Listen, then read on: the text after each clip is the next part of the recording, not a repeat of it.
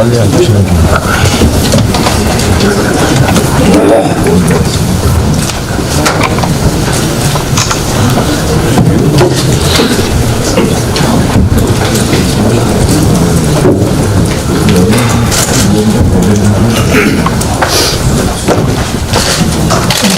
특전발 단톡이지만 먼저 어제 문재인 대통령과 트럼프 대통령 간에 전화통화 회담이 있었기 때문에 이에 대해서 한 말씀 언급하겠습니다.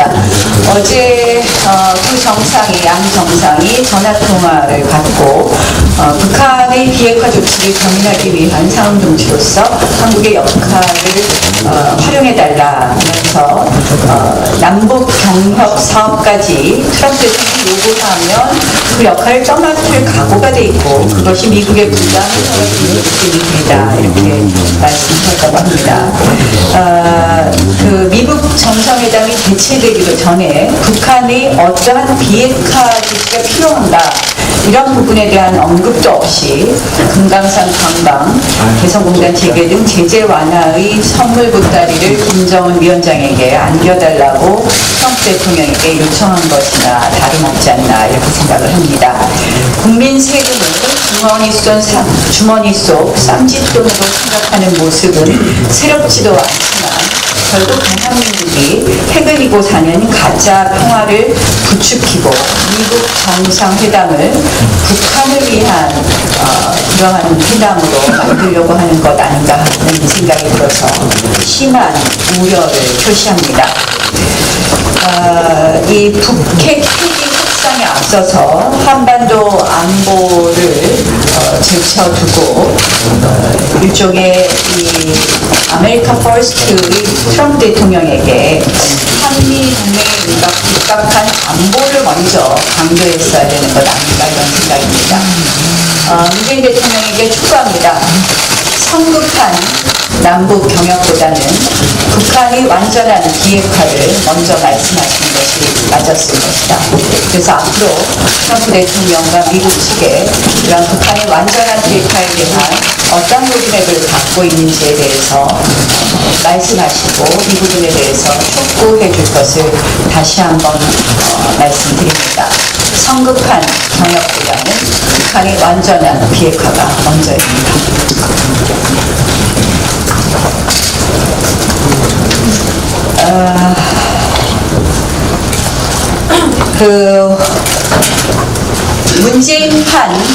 문재인판 블랙리스트의 실체가 점점 밝혀지고 있습니다.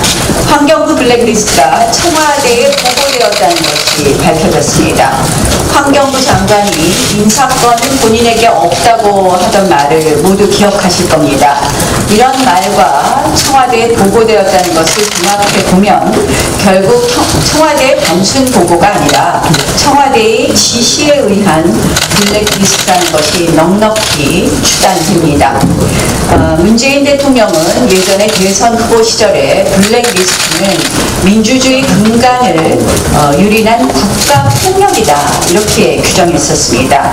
그런데 결국 지금 하나하나씩 진실이 밝혀지고 있는 문재인판 블랙리스트 블랙리스트는 이 김태우 수사관의 말에 의하면 330개 기관에 660여 명에 이른다고 합니다.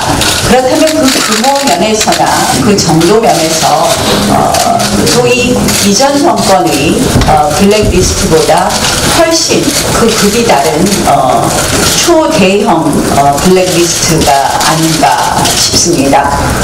이제 검찰이 더욱 속도를 내서 전광석화와 같이 수사해 줄 것을 촉구합니다. 만약 검찰이 머뭇된다면 우리는 국회에서 이미 제출한 특검법을 통과시키는데 더욱 매진할 것임을 밝힙니다. 김경수 구하기에 헌법도 없고 김경수 구하기에 나선 여당의 모습은 헌법도 없고 대한민국도 없는 모습입니다. 대한민국의 근간인 법치주의, 삼권 분립 등을 송두리째 부정하면서 김경수 구하기에 집권당 당대표부터 나서서 집권당 당대표의 진두지휘하에서 정말 올인하고 있습니다. 결국 김경수 구하기의 김경수는 깃털이 아닌가 하는 합리적 의심을 가능케 하는 부분이라고 생각합니다. 김경수 드루킹 사건의 최대 수혜자인 몸통을 보호하기 위해서 소위 난리법석, 야당법석이 아닌가 이런 생각이 듭니다. 김경수 특검은 기억하다시피 유일하게 기간이 연장되지 않은 특검이었습니다. 한마디로 반쪽 특검이라고 생각합니다. 온쪽 특검을 위해서 이 자유한국당은 이 김경수 특검의 온쪽 특검을 위해서 다시 한번 특검을 추진할 수밖에 없다라는 말씀을 드립니다.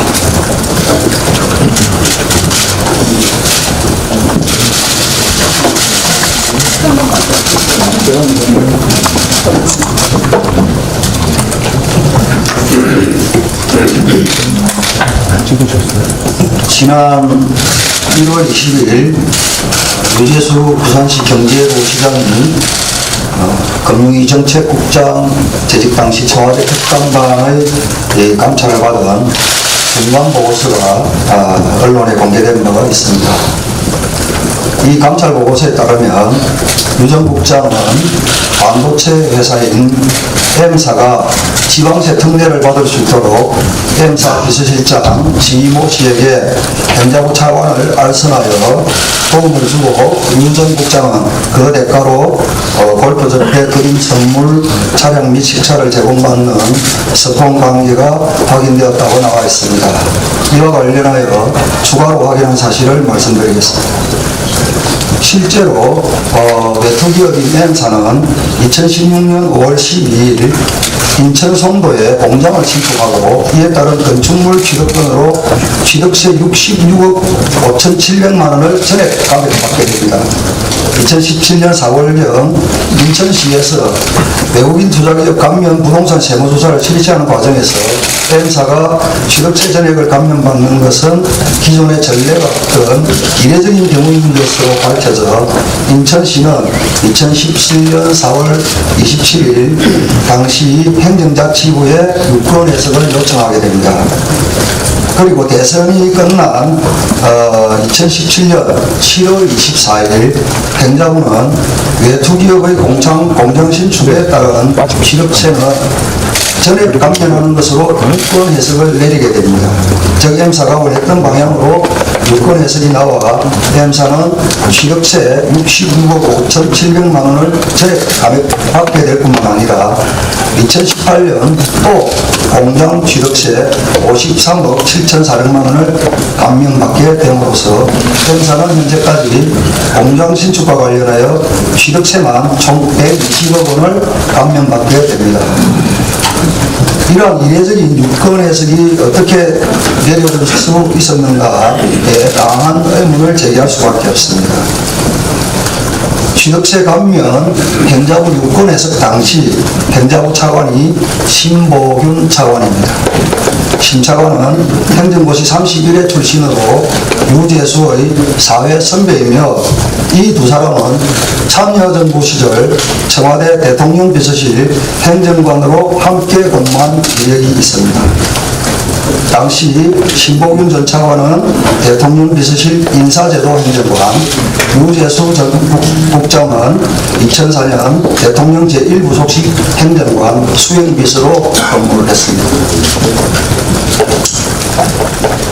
따라서 BH 특감반의 감찰 중간 보고서에 나와 있듯이 유재수 부시장은 특정 기업의 이익을 위해 이해관계가 있는 정부기관의 고위공무원을 알선 및 외압을 행사한 것이며 실제로 이례적인 일임에도 불구하고 문건에 나와 있는 특정 기업인 M사는 120억 원의 취득세 전면 감액이라는 이익이 실현되었습니다. 이는 정경유착의 대표적인 사례라 할 수 있겠습니다. 이 밖에도 지금까지 우리 조사단에서 유 부시장과 관련하여 자녀 유학 자금 수수 및 각종 금품 수수 등의 의혹을 제기하였고, 지난 2019년 1월 7일 유재수 부시장을 비리감찰 등을 방해한 혐의로 검찰에 수사 의뢰하였습니다. 그러나 두 달이 넘도록 수사가 진척이 없는 것으로 보입니다. 참고로 지난 2017년 대선 정국으로 들어갈 즈음에 당시 문재인 민주당 대표께서 이 M사의 광주 공장을 전격 방문하게 됩니다. 그리고 2018년 8월 5일 이런 청와대 청원이 들어갑니다. 문재인 대통령님 대선 전 방문하신 M사 세무조사 요청드려요 라는 청원이 들어가는데요. 그 내용은 기성품 복감회의 출근부 이중장부, 오피스사원 OT수당, 미직업 등 각종 근로기준법 위반, 갑질 사장 등의 내용으로 철저한 세무조사가 필요하다는 청원 내용입니다. 이 M사에 대해서 이 청원에 따라서 세무조사가 진행되었는지는 저희들이 추가로 확인해 드리겠습니다. 지금 저희들이 김태우 특감반의 국민들께 드린 고발 내용을 조사하고 확인하는 과정에서 드러난 이 혐의자들 이분들이 처벌 대신 꽃길만 걷는 문재인 정권 구역 비리 혐의자들이라 해가지고 제가 정리를 좀 해봤습니다. 환경부 블랙리스트 행동대장이었던 당시 환경부 박천규 비서실장은 이후 환경부 차관으로 승진을 했습니다. 그리고 KTNG 사장 인사개입 조력자로 지목되었던 기업은행 서모 당시 부장은 이 이후 기업은행 부행장으로 승진을 하였습니다. 또 유재수 전 금융위 정책국장에게 금품 제공한 뇌물공여 의혹이 제기되었던 민간기업 M사 지모 비서실장은 전무이사로 승진을 하였습니다.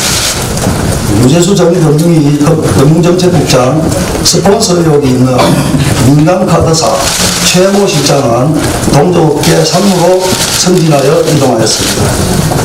유재수 전 금융정책국장에게 금품 제공한 뇌물공여 의혹이 있는 민간투자사 김모 대표이사는 회사가 각종 국제 펀드 운용사로 선정되며 승승장구하고 있다는 이상입니다.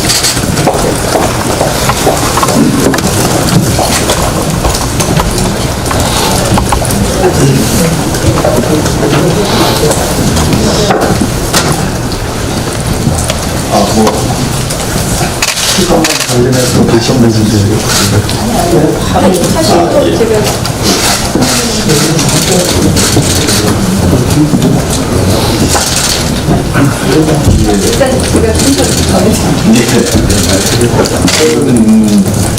그 김경수 브리핑 게이트 신상조사 특위 회의를 진행하는 차원에서 모두 한 말씀 드리도록 하겠습니다.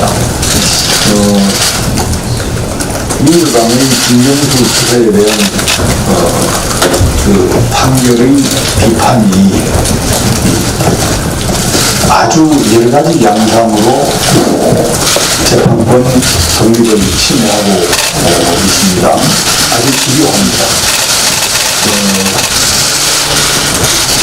정당 보정이 급하고 그런 보정을 집행하는 데에 지사가 또 절대적으로 필요한데 그런 지사를 구속했다는 것은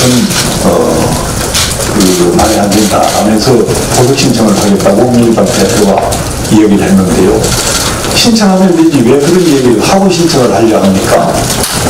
지금 민주당은 이제는 당 차원이 아니라 집권 여당 차원이 아니라 방송과 여론을 동원한 재판권 침해를 획책하려고 시도하고 있습니다. 정말 그런 정치 권력이 재판권 침해를 하는 것은 독재국가 시절에나 있을 법한 일인데 이런 재판권 침해가 지금 21세기 대한민국, 민주 대한민국에서 이루어지고 있다는 것은 정말 통탄하지 않을 수 없습니다. 이런 재판권 침해는 급기야는 당의 법관에 대한 비난을 넘어서서 사퇴 내지 탄핵 운운하는 정도로까지 심화되고 있습니다. 이런 정치 권력의 사법권 재판 침해에 대해서 이런 재판 독립을 수호하고 보장해 줘야 될 가장 책임이 막중한 대법원장이 한마디 말을 하지 않고 있다는 것은 정말 상식적으로 납득할 수 없는데요. 우연히 출근길에 기자의 질문에 지금 정치권의 재판 침해가 도를 넘고 있다. 이런 정도의 원론적 수준의 이야기는 재판 독립을 지키는데 아무런 도움이 되지 않습니다. 특히 민주당의 법관 탄핵 운운한 데 대해서는 대법원장이 탄핵은 국회의 권한이기 때문에 사법부의 수장인 대법원장이 운운하는 것은 적절치 않다 이렇게 이야기했는데요. 국회에서 탄핵을 논의할 때는 그런 말씀이 맞죠. 그렇지만은 국회가 아니라 일개 정파인 민주당에서 탄핵을 운운하면서 재판부에 겁을 주고 재판 독립을 침해하는 이런 행위에 대해서는 대법원장은 분명한 입장을 밝혀야 합니다. 그리고 여기에 대한 경고를 해야 됩니다. 그럼에도 불구하고 대법원장이 보이는 태도는 법관의 재판 독립을 수호하려는 의지가 부족한 것 아닌가 이런 생각이 듭니다. 정말 저는 일한 때에 대법원장이 법관의 재판 독립을 수호해주지 못한다면 법관 여러분들이 당연히 재판 독립을 수호해야 될 의지가 아주 중요하다고 생각합니다. 재판권을 침해하려는 정치 세력에 강연히 맞서야 하고요. 그럴 용기가 결국 사법권 독립을 지킬 수 있다는 신념을 가져야 합니다. 법관 여러분들은 외롭지 않습니다. 정의가 바로 여러분 편이기 때문에 여러분들은 정치 권력, 특히 집권 여당의 그런 재판 침해에 대해서 강연히 맞서서 싸워주시길 부탁드립니다. 이상입니다. 환경부 블랙리스트 건을 먼저 하겠습니다. 환경부 블랙리스트 건에 대해서 말씀하실 분이 정양석 수석 하시겠습니까? 이미자 의원님 하시고 조효일 의원님 그리고 강효상 의원님도 환경부 블랙리스트 그러면 환경부 블랙리스트 이미자 의원님. 네.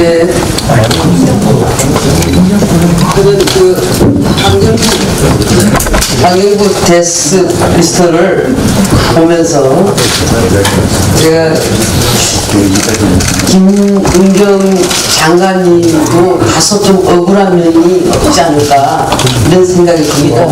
왜냐하면 저희가 강경구 전체 회의를 할 때마다 인사 관련돼 갖고 수찬 얘기들을 했습니다. 그럴 때마다 자신이 없고 늘 고개를 숙이고 늘 죄송합니다를 했던 그런 부분들이 지금에 와서 봤을 때는 그 부분에 있어서 본인이 어찌할 수 없는 그런 힘의 작용에 의해서 그런 게 아니었던가라는 생각을 가지고 한번 지난 우리 전체 회의 때 속기록을 한번 제가 봤습니다.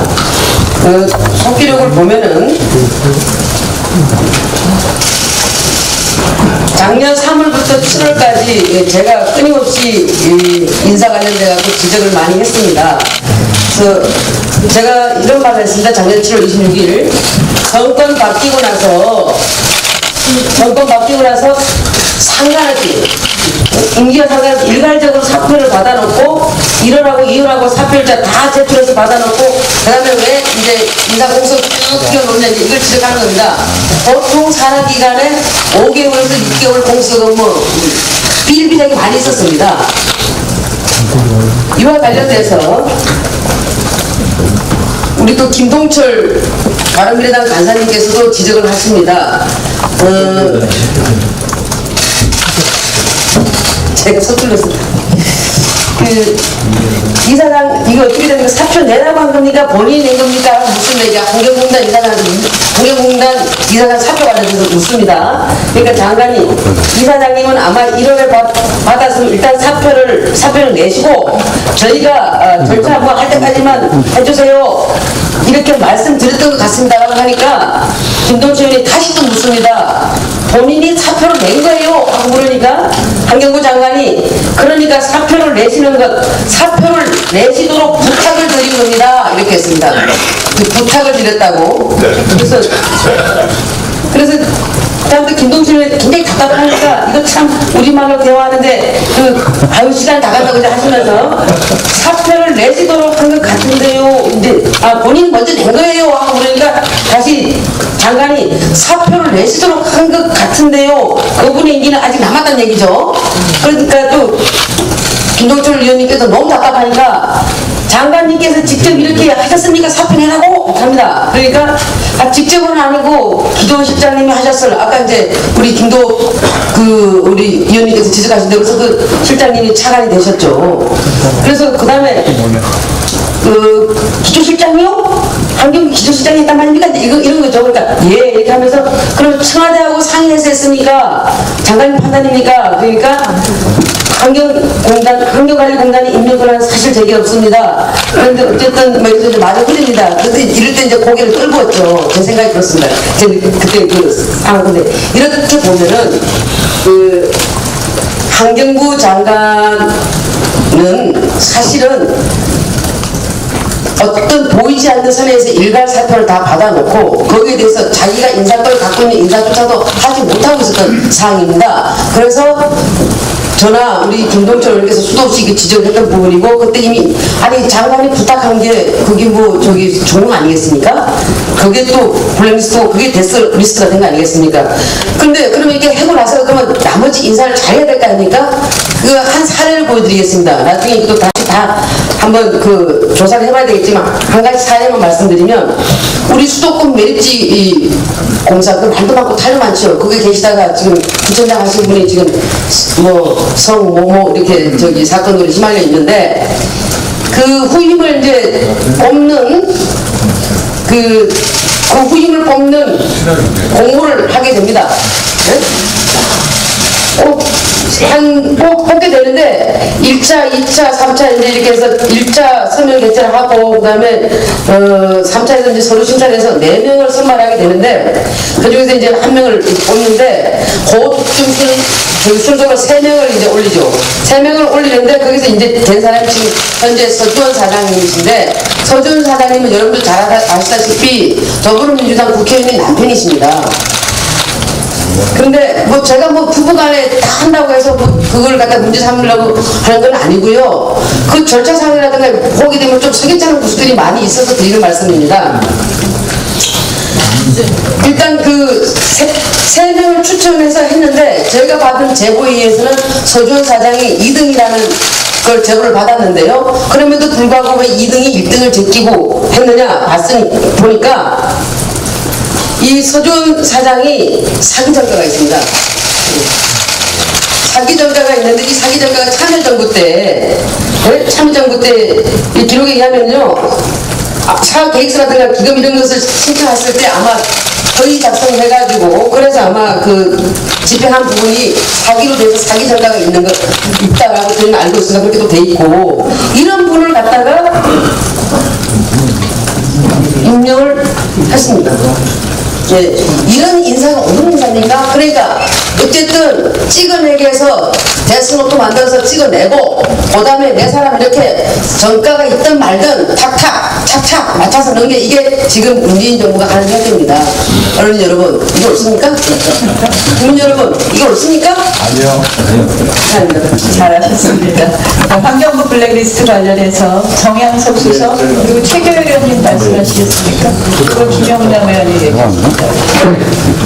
짧게 말씀드리겠습니다. 환경부 블랙리스트가 청와대 인사수석실로부터 오더가 있었고 블랙리스트를 작성해서 보고했다는 검찰의 수사로 확인됐습니다. 이제 검찰은 좌고우면할 것이 없다고 생각됩니다. 좋은 케이스가 있습니다. 우리 익숙하고 또 지금도 진행 중인 블랙리스트에 대한 재판건입니다. 아시는 바와 같이 2017년 1월 박근혜 정부의 김기춘 비서실장과 조윤선 장관은 박영수 특검팀에 의해서 문화계 블랙리스트로 기소가 되었습니다. 그래서 1심에서 징역 3년, 2심에서 징역 4년을 선고받고 현재 대법원에 상고 중입니다. 검찰이 요청합니다. 이번 환경부 블랙리스트 우리 국민들이 지켜보고 있습니다. 박영수 특검이 하던 대로 수사하시고 기소하고 또 그런 법의 처벌을 받도록 추진하시기 바랍니다. 그렇지 않는다고 한다면 우리 국회는 또 다른 특검에 의해서 이 진상을 규명할 수밖에 없다는 말씀드립니다.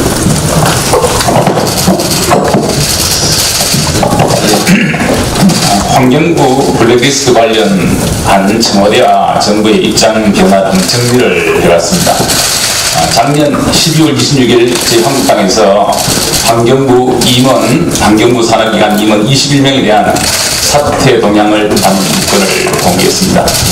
그때 청와대 김의겸 대변인은 12월 26일 누구도 이 자료를 보거나 보고받은 적이 없다. 확인은 다른 곳에서 해야 한다. 그리고 12월 26일 이인걸 특감반장은 처음 보는 문건이다. 환경부에서 왜 이런 걸 작성했는지 모르겠다. 그리고 환경부에서 작성한 것이 맞느냐는 질문에 김의겸 대변인은 그거는 환경부에 물어봐라. 그렇게 대답을 했습니다. 그리고 금년 2월 15일 환경부 감사관실 장관 보고용 폴더에서 김은경 장관이 몇 차례 보고받은 정황이 확인되자 2월 18일 김의겸 대변인은 이에 대해서는 드릴 말씀이 없다. 그리고 2월 19일 김은경 전 장관을 직권남용형으로 검찰이 출국 조치를 했습니다. 여기 대해서 김의겸 대변인은 2월 19일 검찰 수사를 지켜보겠다.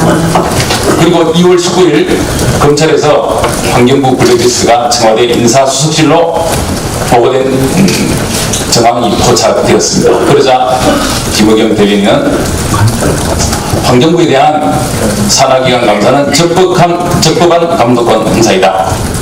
감독 차원에서 작성된 각종 문서는 통상 업무의 일환이다. 그리고 산하기관장은 대통령이 임명하도록 되어 있는 만큼 부처와 청와대의 협의는 지극히 정상적인 업무 절차이다. 이렇게 얘기를 했습니다.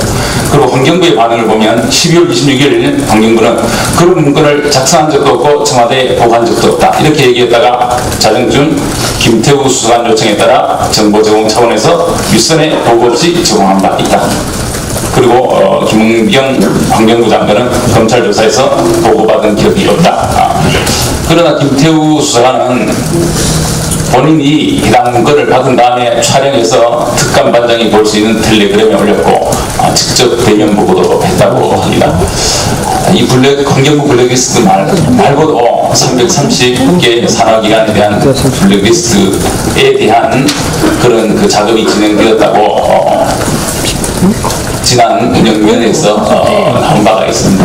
검찰은 지금이라도 이 모든 정부 산하기관에 대한 블랙리스트 전체에 대해서 특별 수사관을 만들어서 조속히 수사하기를 촉구합니다.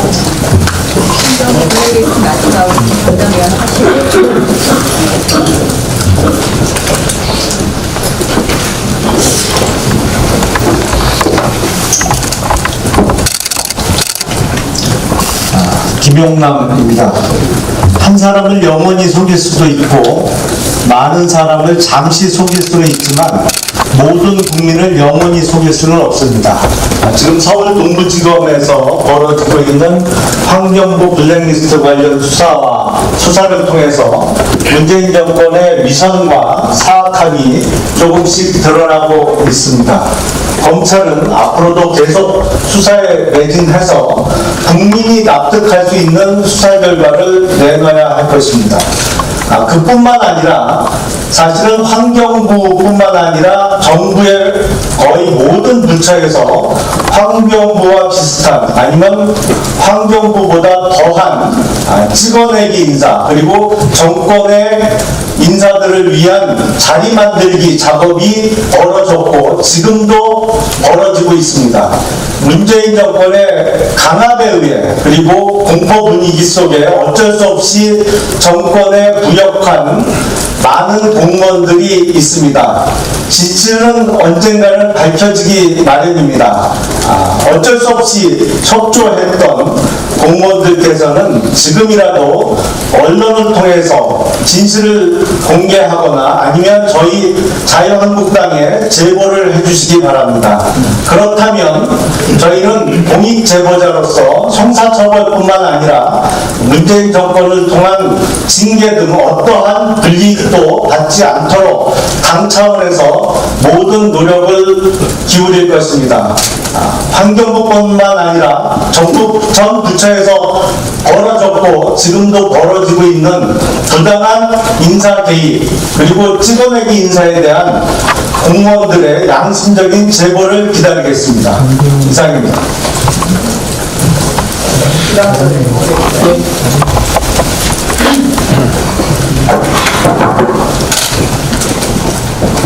김병수 드루킹 특히 간사를 맡고 있는 주간부입니다.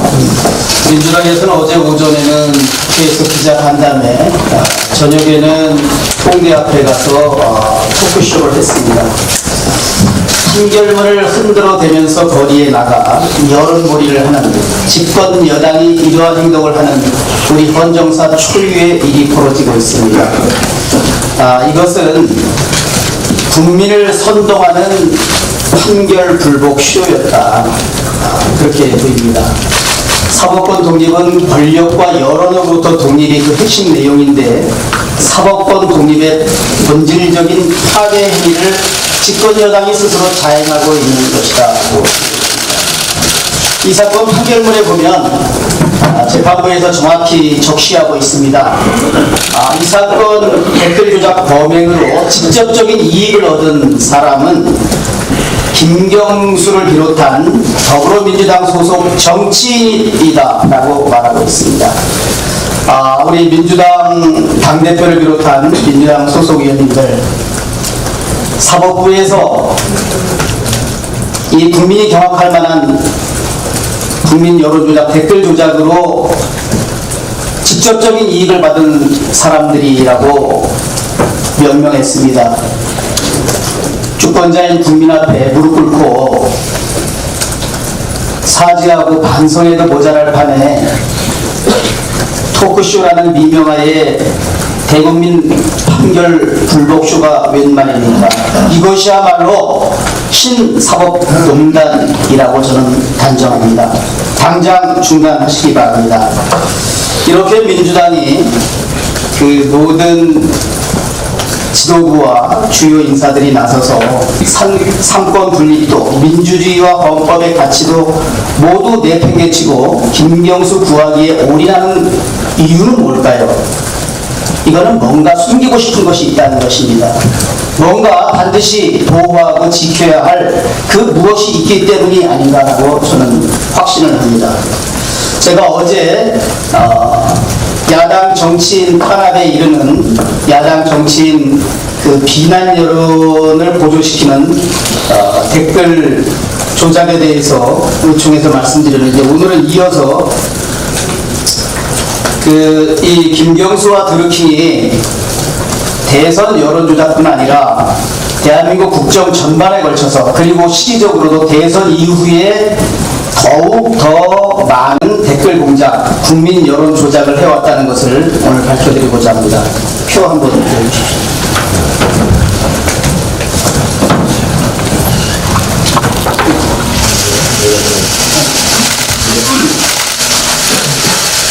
제가 어제는 그 야당 탄압의 일환으로 정우택 원내대표, 그 다음에 본인이 기광적 의원, 권성동 의원, 그리고 김정숙 대통령 연구인에 대한 11만 건의 이 댓글 조작에 대해서 말씀을 드렸습니다. 오늘은 이 문 대통령 가족인 문 대통령의 아들 문준용 씨에 관한 것이 이 거의 100만 건에 가까운 댓글 조작이 일어납니다. 자, 대선 전에는 88만 건의 댓글 조작, 대선 이후에도 거의 9만 5천 건의 댓글 조작이 일어납니다. 그리고 대선 기간 중에 문재인 후보의 후보 당시에 그 치매 관련 기사에 대해서도 단 이틀간에 8만 건에 가까운 댓글 조작이 일어납니다. 이제 중요한 것은 과연 그러면 이 김경수 드루킹 댓글 조작 사건에서 야당 탄압성의 댓글 조작, 그리고 문재인과 그 측근 가족들에 대해서 호감도를 높이는 공감의 댓글 조작만 이루어지느냐? 그게 아니다. 특히 대통령 선거 이후에는 흔히 우리 토사노팩이라는 말이 있죠. 토끼를 잡고 나면 사냥개를 살려먹는다는 말. 대선 이후에는 민주당 내 주요 정치 지도자 중에서 측근이 아니라는, 친문이 아니라는 사람으로 분류되는 주요 정치 인사에 대해서 대대적인 댓글 공작이 이루어집니다. 제가 그 예를 들겠습니다. 비문 여당 정치인 중에 당시 추미애 대표 관련 댓글 조작 현황을 보고드리겠습니다.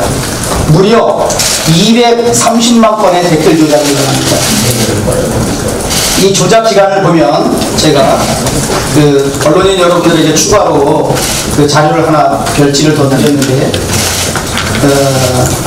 대선을 하기 전에는 그 댓글 조작 건수가 2만 1000건밖에 안 됩니다. 그러나 대선이 끝난 후에 227만 건의 댓글 조작이 일어납니다. 그러면 여기 도표에 보면 언론인 여러분께서 추미애 전 대표에 대해서 공감이 184만 건이고 비공감이 44만 건이면 추미애 대표를 긍정적인 여론을 띄워준 거 아니냐, 이렇게 의문을 가질 수 있습니다. 그 구체적인 내용을 보여드렸습니다. 그러니까 이 공감이라는 것은 추미애 대표 관련 기사에서 추미애 대표를 아주 부정적으로 하는 부정적인 내용의 댓글에 대해서 집중적으로 공감을 한다는 것입니다. 제가 몇 가지만 말씀을 한번 드려보겠습니다. 예를 들어서 2017년 8월 19일 날입니다. 그러면 대통령 선거가 끝난 지 5개월 이상 지난 시기입니다. 그때 댓글이 이런 내용이 납니다. 2009년 12월 30일 당시 환경노동위원장이었던 추미애 의원은 노동계를 비롯한 민주당의 만류에도 딴 나라당과 함께 노조법 개정안을 통과시켰고, 현재 우리나라 노동 환경이 똥이 되었는데 일조를 했다. 꼭 결정적일 때 국민 뒤통수 치고 민주당 뒤통수 치고 문재인 뒤통수 치는 그거는 뭐 욕이니까 고집불통 욕심쟁이 아줌마 노동 탄핵도 찬송표 던졌잖아. 이런 부정적인 댓글에 대해서 집중적으로 930번 공감을 합니다. 또 같은 날 추미애가 언제 친노 친문인 적 있었나요? 단노 반문입니다. 사람 쉽게 변하지 않는다. 추미애 이번에도 문 대통령 발목 잡기만 하면 가만두지 않겠다.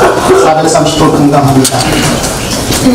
또 다음날 보면 한 번 배신한 사람은 주은 글씨가 평생 갈 수밖에 없다. 그래서 말보다 행동으로 자신의 가치를 증명해야 하는 것이고 아직 신뢰하긴 이르고 거기에 대해서 공감을 한 440번 합니다. 이렇게 이루 말할 수 없는 많은 추미애 당시 당대표에 대해서 아주 부정적이고 아주 그 이미지를 비난하는 그런 내용의 댓글에 대해서 집중적으로 공감 신호를 보냅니다. 이제 한 1250개 되고 한 가지만 더 소개하겠습니다. 정말 사람 안 변합니다. 노동 탄핵하던 그때를 절대 잊지 않고 있었는데 배신자 추미애를 빨리 당대표에서 내립시다. 이거에 대해서는 공감을 1249회가 이루어집니다. 제가 아까 말씀드린 이재명 현 경기도지사와 관련된 댓글에도 35만 7천 개가 공감 신호를 공감 조작을 한 것은 이재명 거기에 대해서 부정적인 댓글에 대해서는 공감을 하고 이재명 지사에 대해서 긍정적인 댓글에 대해서는 또 비공감을 눌러서 이렇게 같은 당 소속 주요 정치인 그리고 대통령 선거를 함께 치렀던 사람이라도 선거가 끝난 이후에는 가차없이 내 측근이 아니라면 이렇게 정치적으로 저격해서 하는 것은 결국 이 정권은 잔인한 토사구팽 정권이 아닌가 그런 생각까지 든다는 말씀을 드립니다. 예, 앞으로 저희 특위에서는 이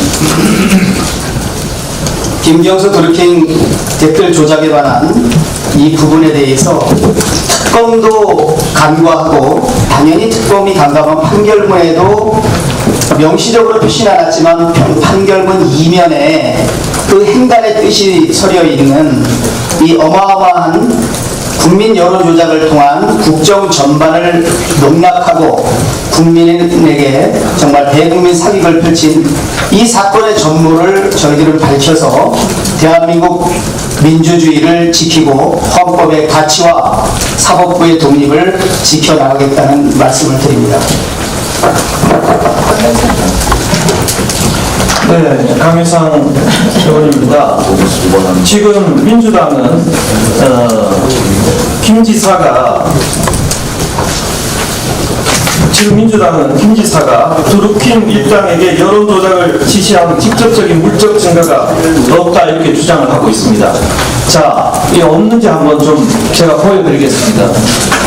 이 공식 판결문에는 나타나지 않은 내용을 저희가 조금 더 추가로 입수를 했습니다. 여기 보면 김경수와 드루킹이 11차례 회동한 것으로 나오는데 장소와 구체적인 내용이 판결문에는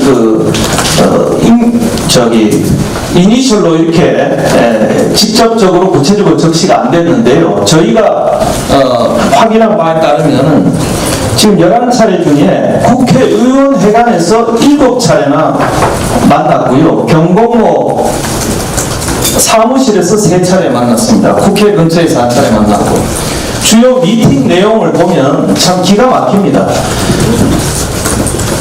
처음에는 소개로 했지만은 그 다음에는 재벌 개혁 보고 문서 전달, 문재인 기조 연설문에 대한 평가, 공동체를 통한 재벌 개혁 보고 전달, 도두형 이력서 전달, 네이버 추천 관련 정보 보고, 도두형에 대한 선대위 인사 추천 논의, 삼성그룹 계획 보고 최종본 전달, 일본 대사 추천 논의, 경인성 활동 보고, 오사카 총영사 임명 논의 등 이것은 이 내용을 보면 거의 한 몸으로 움직였다. 이 같은 집단이다라는 것을 누구나 상식적으로 알 수 있습니다. 이거는 뭐 판사가 아니라 일반 이 선남 선녀들도 이 증거가 이 사람들이 공모한 것을 넉넉히 알 수 있고요. 이 뒤에 보시면은 이 김 지사가 이제 기사를 찍어주면 김동원이 드루킹 있게 답변합니다. 전달하겠습니다. 감사합니다. 감사합니다. 처리하였습니다. 알겠습니다. 참 기가 막힌 거는 여기 하나 또 기사를 보내면 부총리 교육부 장관 김상곤 네이버 기사를 보내면 경인선은 이번 주 금요일까지 일주일간 휴가를 주었습니다. 양해를 부탁드립니다. 참 이런 어처구니 없는 답을 합니다. 이것을 보면 김경수가 지시자고 그냥 이 드루킹은 하수인이다라는 이것도 충분히 우리가 짐작할 수 있는 이런 사안입니다. 이런 사안을 가지고 지금 민주당은 이 물증이 없다는 이런 거짓 주장을 국민들에게 되풀이하고 있습니다. 이 재판 불복이라는 여론이 두려웠는지 어제 오전 기자간담회는 소위 전문가들을 동원을 했는데요.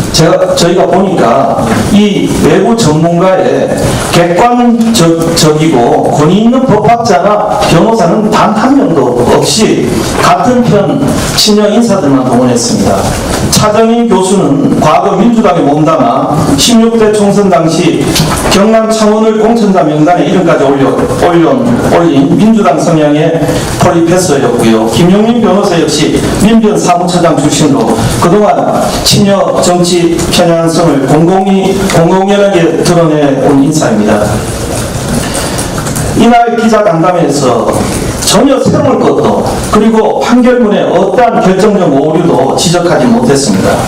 그들이 말한 주장한 드루킹의 진술 신빙성 문제는 이미 1심 공판 과정에서 지역적 사유로 배척된 부분입니다. 1심 판결문 55페이지에 보면 드루킹의 진술 중에 피고인으로부터 금품을 받았다는 등 허위라고 의심할 진술이 보이기는 하나 그러한 사정만으로 앞서 본 바와 같이 객관적 사정에 부합하는 진술들까지 그 신빙성이 없다고 배척할 수는 없고 또한 일부 과장되거나 허위인 부분이 있다고 하여 그 진술 전부가 신빙성이 없다고 할 수 있다고 분명히 하고 있습니다.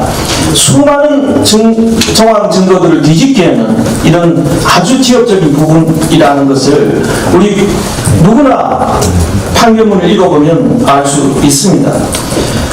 그들이 주장하는 민주당이 주장하는 직접적인 물적 증거 부분 역시 판결에 있어서 객관적 증거는 직접 증거와 간접 증거를 모두 포함한다는 점을 강조하는 것입니다. 직접 증거 외에도 공범자와의 관계자 진술의 맥락, 정황 증거와 추론 등이 충분히 증명력을 갖춘다면 유무죄의 근거가 될 수 있다는 것이 법조계의 중론입니다. 170쪽에 달하는 판결문을 읽어보셨으면 직접적이고 간접적인 증거가 차고 넘친다는 것을 잘 판단할 수 있습니다. 판결문에는 드루킹 일단의 진술 외에도 킹크랩 시연 당시 네이버 로그 기록, 설명자료, 드루킹과 김경수 지사 간의 텔레그램, 시그널 메시지 등 수많은 객관적 증거가 제시되어 있습니다. 제가 이미 읽어드린 바 있습니다. 민주당은 김경수와 드루킹이 공문은 했어도 공동 범행에 나선 것은 아니라고 주장하지만 재판부는 김 지사는 매일 기사를 전송받고 확인했는데 이는 범행을 승인하고 나아가 이를 계속적으로 묵시적으로 독려한 것으로 봄이 타당하다 이렇게 되어 있습니다. 지금 이렇게 민주당이 여론을 동원해 사법부를 압박하는데 그동안 김영수 대법원장 등 사법부 독립을 외쳤던 판사들은 소위 정의로운 판사들은 도대체 어디에 다 숨어 있습니까? 민주당의 행태는 정말 정상이 아닙니다. 오늘 조간신문 사설에도 나왔지만 거의 이성을 잃었다는 것이 정확한 표현입니다. 정말 미친 듯이 김경수 구하기에 올인하고 있는 이유를 국민들은 정말 궁금해하고 있습니다. 온 국민이 힘겹게 싸워서 이룩한 사법부 독립을 말살하려는 정말 한 번도 경험해 보지 못한 나라를 만들려는 것 같습니다. 반드시 제2의 드루킹 특검을 통해 이 조직적 범죄 연결고리가 어느 윗선까지 이어져 있는지 반드시 낱낱이 파헤쳐야 할 것입니다. 이상입니다. 예, 두 분 남았습니다. 조금 짧게 해주시면 좋겠습니다. 김성태 의원하고 그다음 박성준 의원이 마지막으로. 예, 김경수 드루킹 특위위원 김성태입니다. 피고인 김경수에 대해 민주당은 물증이 없다, 드루킹 진술에만 의존한 판결이라는 주장을 하고 있지만 판결문 전반에서 드러난 사항들이 거울망처럼 논리적으로 연결되어 있고 170쪽에 이르는 판결문 중 증거 목록만 20쪽에 달할 정도로 위법사항이 구체적으로 적시되어 있습니다. 법원의 판결로서 김경수가 불법 여론조작 범행 전반을 지배했음이 밝혀졌습니다. 국민들은 이제 김경수의 배후, 이 게이트의 몸통이 누구인지를 묻고 있습니다. 문재인 대통령을 언급하지 않을 수 없는 것입니다. 문재인 대통령이 드루킹 댓글 조작 활동에 대한 인지 또는 보고를 받았는지 등 여부를 확인하기 위해 김경수 1심 판결문을 면밀히 분석한 결과 170페이지에 달하는 판결문 중에 문재인이 총 92번 언급되고 있습니다. 또한 판결문 120페이지, 146페이지에 따르면 드루킹은 피고인이 네이버 기사 등 URL을 보내는 것에 관하여 김경수나 문재인 후보가 관심을 갖고 있는 기사이니 우선적으로 처리하라고 지시한 것으로 생각하였던 것으로 보인다. 드루킹이 이 사건 댓글 작업은 당초 2017년 대선을 앞두고 더불어민주당 문재인 후보의 당선을 도모하거나 상대 세력인 안철수 등의 낙선을 도모하는 의사가 객관적으로 인정되는 선거운동의 실질을 가지고 있었던 것으로 보인다고 법원은 판단하고 있습니다. 또한 판결문 112페이지에 드러난 바 드루킹이 민주당 경선 과정에서 문재인 후보를 지지하는 내용의 경인선 타올을 직접 제작하여 김경수에게 전달하였고 경인선 회원들이 직접 이 타올을 지참하여 경선장에 직접 참여하기도 하였습니다. 이와 관련해 김정숙 여사를 언급하지 않을 수 없습니다. 김정숙 여사는 2017년 3월 27일 경선 광주 현장에서 김경수의 수행 속에서 경인선 타올을 들고 있는 회원들 자리로 직접 찾아가 일일이 악수를 나눴고 2017년 4월 3일 서울 경선에서 지지자들과 악수를 나누던 중 경인선도 가야지, 경인선에 가자면서 여러 차례 경인선을 언급하고 이동하는 모습이 담긴 동영상도 공개된 바 있습니다. 김정숙 여사가 경인선을 왜 그렇게 챙기고 있고 또 어떻게 연결되어 알고 있는지에 대해서 국민들에게 의문을 풀어줘야 할 것입니다.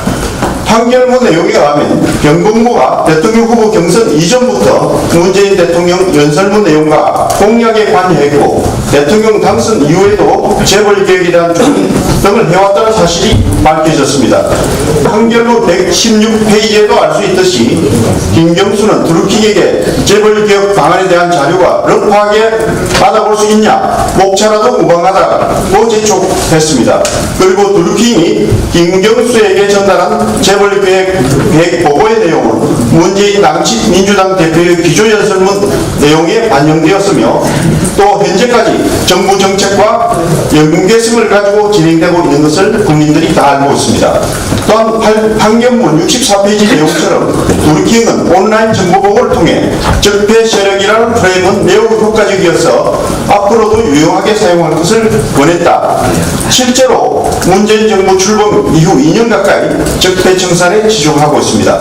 드루킹을 아이디어로 국정 운영했다면 결국 단순히 댓글 조작하는 하수인이 아니라 문재인 대통령의 비선 조직이자 국정농단 세력으로 역할했을 가능성이 높은 것으로 보이는 것입니다.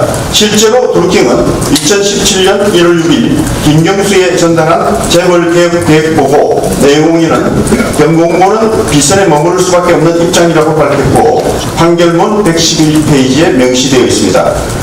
이에 자유한국당 민주주의 가치 훼손과 사법권 독립성 침해, 억색 여론정을 통해 진실을 덮으려는 모든 시도를 단호히 배격하고 철저한 사실 규명을 통하여 자유민주주의 대한민국을 수호할 것을 밝힙니다.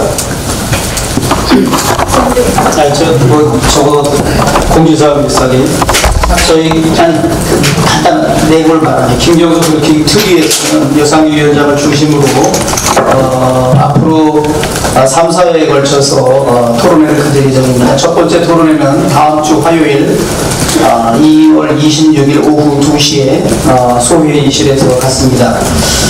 자꾸 이 사법부를 흔들고 판결 불복을 하는데 과연 이번 판결이 증거재판주의와 자유신중주의라는 우리 형사소송법상 대원칙에 기초한 정당한 판결이었냐, 공정한 판결이었느냐, 증거에 입각한 판결이었냐, 이것에 관해서 먼저 하고, 두 번째로는 지금 말씀하신 것처럼 대선 선거 조직과 드루킹 조직에 어떻게 연결됐고 이 선거 공동체적인 운명자적인 이런 역할, 연결고리가 어디까지인가. 그리고 세 번째 정부에서는 이 특검도 놓치고 따라서 판결문에 명시적으로 적시되어 있지는 않지만 그 행간의 뜻이나 여러 가지 상황을 봤을 때 이 사건의 전모를 밝히기 위한 그런 토론회를 해서 3, 4회에 걸쳐서 시리즈로 토론회를 갖고자 합니다. 우리 특위위원님들 많이 꼭 참석해 주시고 언론인들께도 관심 가져주시기를 부탁드립니다. 박성중 의원님, 김경수 간단히 하겠습니다. 김경수 드루킹 관련 특위위원입니다. 여당이 김경수 부하기에 본격적으로 총력 체제를 기울이고 있습니다. 앞에서 다 이야기했지만은 이해찬 대표가 재판 불복을 이야기하고 또 경남에서 예상 정책 협의회를 열어서 보석 특방을 요구하고 또 어제는 포커쇼까지 개최를 하고 있습니다. 전반적으로 청와대가 나서지를 못하고 여당을 대리 내세워서 이렇게 총력 체제로 나서는 것은 우선 첫 번째 문재인 대통령에게 확산되는 걸 방지해서 지금 총력을 기울이고 있다는 그 증거다. 두 번째는 역으로 해석한다면 문재인 대통령과 직접 연관이 있다는 그 증거를 제시한다. 저는 그렇게 이야기하고 싶습니다. 오늘 앞에서 다 이야기했기 때문에 중복되는 건 다 생략하고 한 가지만 이야기를 더 하겠습니다. 지금 이번에 특검 관련, 법원 1심 관련, 그리고 우리 당 대처 관련해서 한 가지 중요한 것을 놓치고 있기 때문에 앞으로 이에 대한 대처를 같이 해야 된다는 측면, 그리고 대여당, 대정부 저항 전선을 구축할 때 이에 대한 관심을 기울여야 된다는 측면에서 말씀을 드리고 싶습니다. 한국언론진흥재단에서 언론 수용자, 그러니까 우리 언론인 수용자, 일반 국민들이 어떻게 여론을 보느냐, 인터넷 뉴스를 어떻게 해석하느냐를 보니까 실시간 검색어를 보고 하는 70%입니다. 대부분 다 실시간 검색어 1, 2, 3, 4 순위 위의 순위를 보고 대부분 여론을 결정해버립니다. 그런데 이번 1심 재판에 또 특검에 관련되는 사항은 바로 실시간 검색어 조작이 일어났다는 이 부분에 대해서는 전혀 내용이 반영이 안 된다. 여러분이 잘 아는 댓글, 공감, 비공감이 아니라 그 위에 있는 실시간 검색어 조작에 대한 부분이 반영이 안 됐다는 말씀을 드리면서 이게 왜 중요하냐. 방기문 전 유엔 사무총장 와서 잘 나가다가 태교자 때문에 박살났습니다. 나중에 완전히 가짜뉴스 밝혀졌지만 지금도 대리 해고되고 있습니다. 안철수 좋고 공주표 장에 더 이상 말하지 않겠습니다. 그래서 실시간 검색가 굉장히 중요합니다. 이번 실시간 검색어 조작 관련해서는 우리 김경수 재판 2심에는 반드시 이게 반영될 수 있도록 우리가 총력을 기울여야 된다. 그런 말씀을 드리고 왜 기울여야 되는 걸 말씀드리고 싶습니다. 지난번 우리가 다 알고 있다시피 지난 대선 그렇게 드루킹이 1년 반 활동했습니다. 1년 반 활동하는 기간 동안 여러분은 대략은 느끼겠지만은 7만 6천 기사에까지 했고 120만 건의 댓글 8,840만 원의 공감 비공감이 갔습니다. 이건 숫자로 보면 여러분이 잘 이해를 못하는데 7만 6천 건이라는 것은 하루에 150건을 기사에까지 했다는 겁니다. 하루에 정치 기사 150건 관련된 기사가 안 뜹니다. 그럼 100%다 안 했다. 두 번째는 그 기사에 댓글을 115건씩 달았다.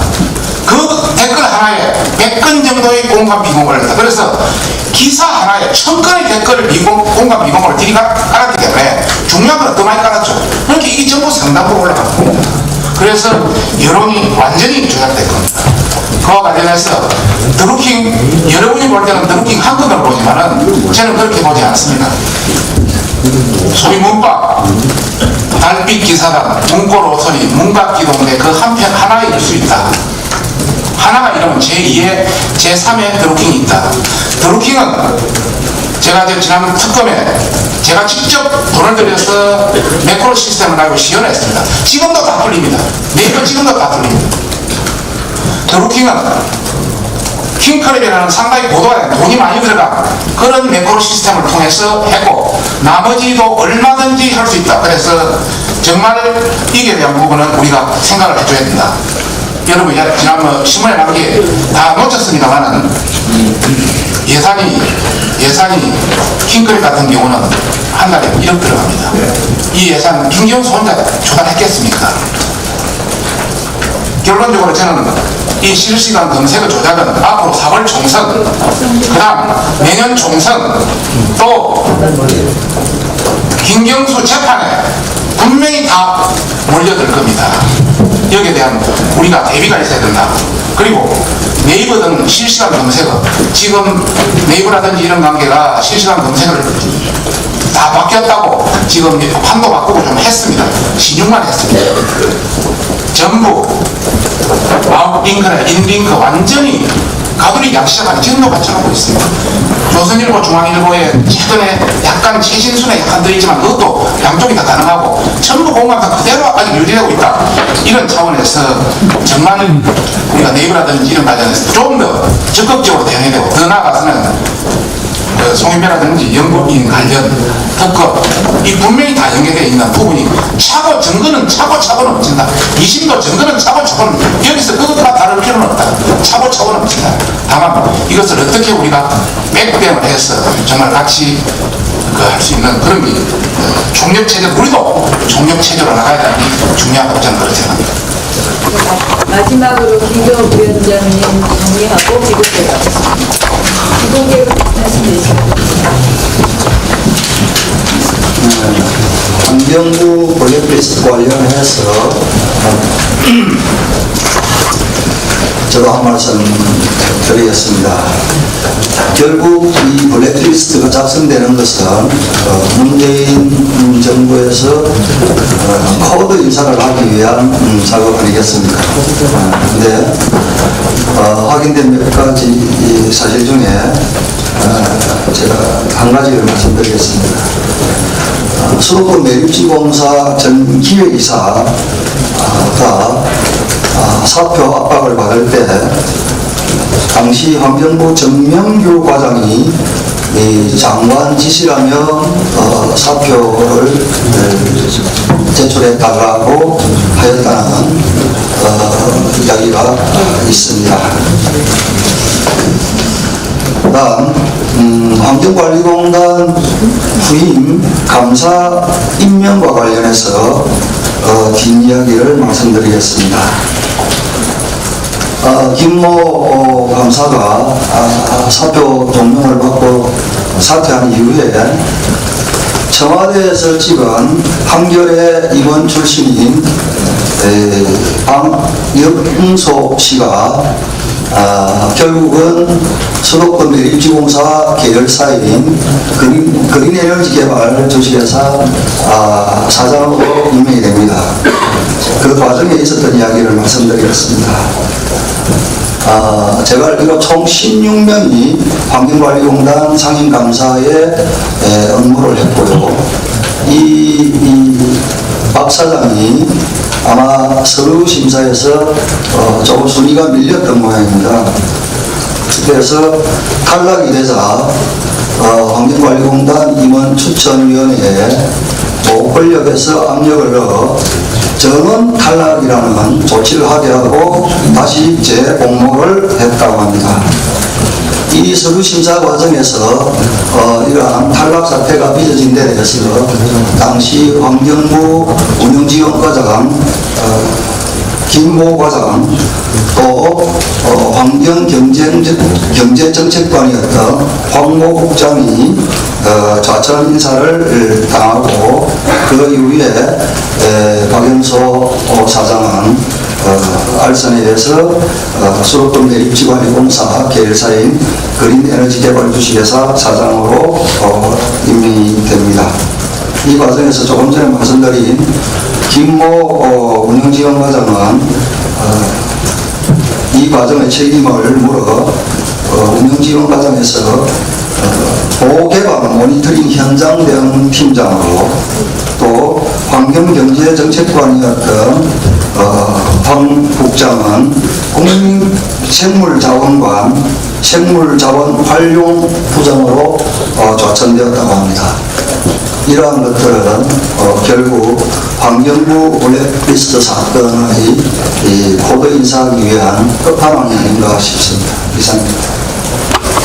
네, 비공개로 하겠습니다.